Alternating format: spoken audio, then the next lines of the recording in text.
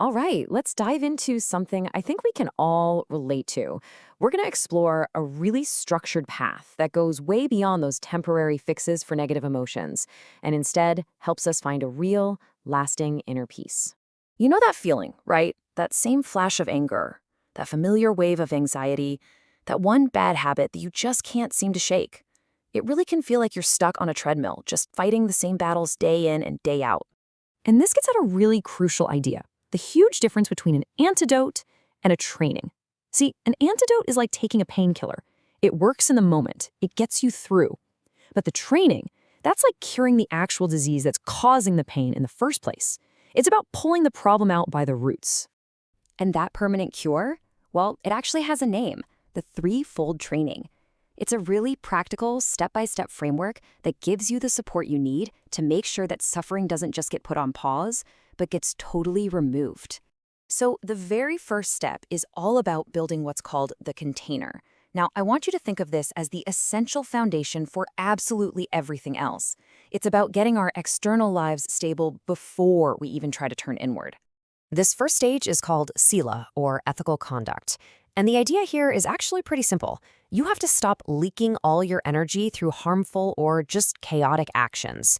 By creating that stability on the outside, you build this strong container that can actually hold the really deep internal work that's about to come.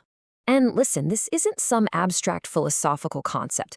No, this translates into very real, everyday actions. Right speech, well, that just means speaking truthfully and kindly.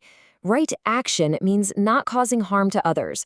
And right livelihood is about making sure the way you earn a living isn't making the world a worse place. And this quote just nails it, doesn't it? It really gets to the heart of why this has to be step one. If your outer life is a total mess, full of drama and conflict, it's pretty much impossible to find any kind of inner calm. Getting your ethics straight cools the mind and creates the perfect conditions for the next stages to actually work. Okay, so with that stable container built, we can move on to step two, the laboratory. See, once we've stabilized the outside world, we can finally turn our attention inward and start working directly with the mind itself. This stage is called samadhi, or mental discipline. I want you to think of your mind as this personal laboratory where you can observe your thoughts and emotions. And the goal here is to develop the skills of focus and concentration so you can actually see what's going on in there with real clarity. So what are we actually doing in this lab? Well, the training really comes down to three key skills. Right? Effort is all about actively steering your mind away from negativity. Right? Mindfulness means staying anchored right here in the present moment, not getting lost in the past or worried about the future.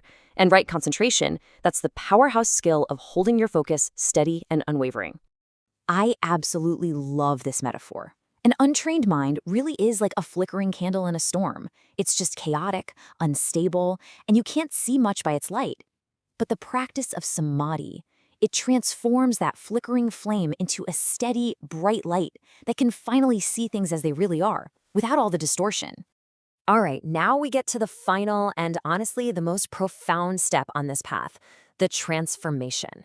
This is where all that stability and focus you've been cultivating leads to a fundamental shift in how you see everything. This is prajna, or wisdom, but it's so important to get this. This isn't about book smarts or intellectual knowledge.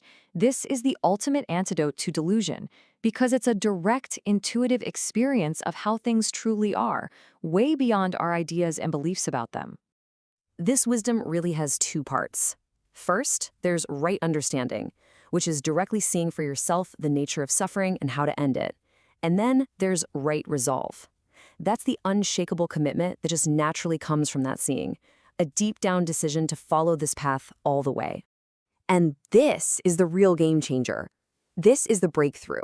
When you directly experience that the separate me you've always felt and believed in is actually just a kind of illusion, well, the core poisons of greed and anger just lose their footing.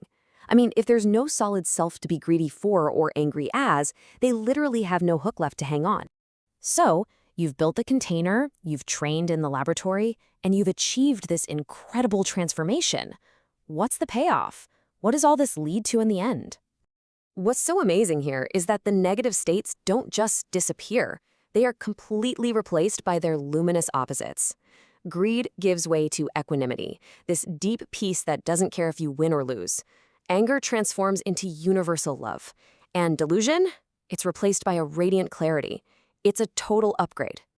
So there you have it, the threefold training in 3 clear, logical steps. First, you build the container with sila, ethical conduct. Second, you sharpen your focus in the laboratory of samadhi, mental discipline. And third, you achieve that final transformation through prajna, or wisdom. It all leaves us with a really powerful question to think about in our own lives, right? When we face our own inner challenges, are we just slapping on temporary band-aids, those antidotes to treat the symptoms, or are we really ready to commit to a training that can uproot the cause for good?